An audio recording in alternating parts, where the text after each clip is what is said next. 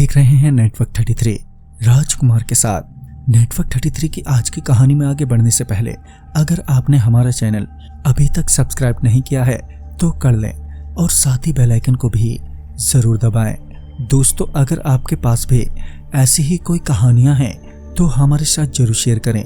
हमारे Instagram ID पर Instagram ID है network_33, जिसका लिंक नीचे डिस्क्रिप्शन बॉक्स में दिया गया है।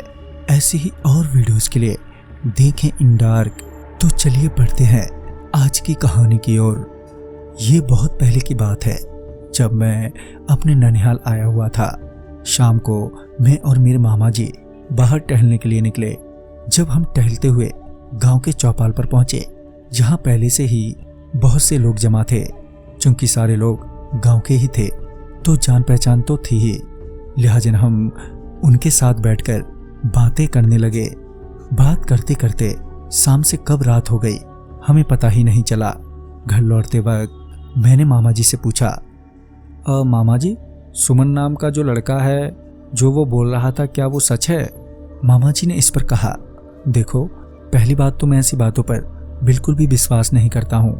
हालांकि गांव में डायन और चुड़ैलों की बातें बहुत ही आम हैं, मगर फिर भी मुझे इन बातों पर बिल्कुल भी विश्वास नहीं है, क्योंकि मैंने कभी भी अपनी आंखों से ऐसा कुछ नहीं देखा। तो तुम भी इन बातों पर बिल्कुल भी ध्यान मत दो। और हाँ, अब थोड़ा जल्दी चलो, घर अभी काफी दूर है। घर पहुंचने के बाद मैं रात भर सुमन की ही बातों के बारे में सोचता रहा। फिर जब सुबह हुई तो मैं सीधे उसके घर पर गया और सुमन से मिला। और उससे जब मैंने पूछा, कल जो तुम बता रहे थे क्या वो सच में है या फिर सिर्फ मुझे डराने के लिए कह दिया था? इस पर सुमन बोला, अरे भाई, मैं तुम्हें डराने के लिए झूठ क्यों बोलूंगा? ये बात तो यहाँ के बच्चे बच्चे को मालूम है। यकीन नहीं आता तो चलो मेरे साथ, तुम्हें दिन के उजाले में भी वहाँ डर का एहसास हो जाएगा। मैंने भी जोश जोश में हाँ बोल दिया और 12 बजे के आसपास मैं घर वालों को बिना बताए ही निकल गया। हम 3 लोग थे, मैं, सुमन और जिसकी बाइक थी। गांव से निकलने पर हम पहुंचे हाईवे पर, जहां पर पिंटू ने बाइक की स्पीड एकदम से बढ़ा दी। गांव में इतना भी ट्रैफिक नहीं था जितना कि शहरों में अमूमन देखा जाता है। हम तीनों जल्दी ही एक ऐसी जगह पहुंचे जहां बहुत बड़ा एरिया वीरान पड़ा था। वहां के सारे घर लगभग खंडर में तब्दील हो चुके थे। दोपहर का वक्त होने के कारण सूरज सर पे और गर्मी ने हमारे पसीने छुड़ा दिए थे। मगर जैसे ही हम लोग उस एरिया में दाखिल हुए कि अचानक ही मौसम ठंडा हो गया, जबकि वहां ना तो हवा चल रही थी और ना ही कोई पेड़ था।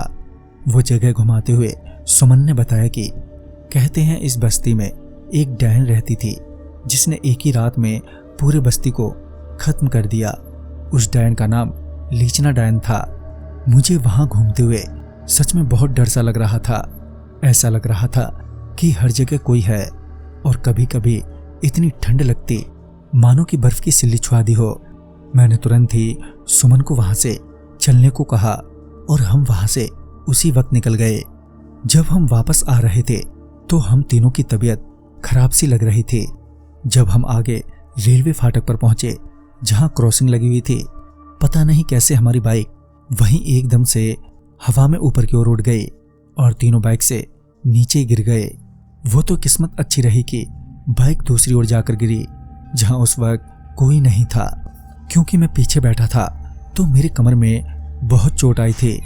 आसपास के लोगों ने मदद की और हमारी बाइक साइड में लगा दी। तभी हम लोग वहीं कुछ देर रुके कि तभी सामने से आती हुई एक मालगाड़ी हमें नजर आई। तो पिंटू उसका वीडियो बनाने लगा, ये बोलकर कि यूट्यूब पर अपलोड करेगा। वो वीडियो बनाते बनाते कब रेलवे ट्रैक पर पहुंच गया पता ही नहीं चला, ना उसे और ना ही हमें। तभी अचानक से एक दूसरी ट्रेन पीछे से आई और पिंटू को कुचलते हुए एकदम से चली गई। ये देखते ही हम दोनों की चीख निकल गई।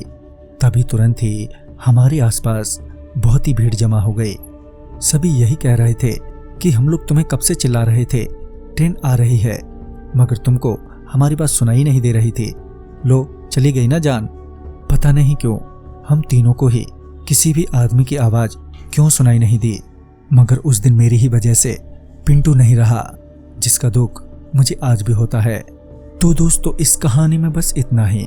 कहानी आपको पसंद आई हो तो लाइक शेयर करें और साथ ही हमें कमेंट बॉक्स में जरूर बताएं। तो मैं आपका दोस्त राजकुमार जल्द ही मिलूंगा ऐसी ही एक नई वीडियो के साथ। तब तक के लिए बाय एंड टेक केयर।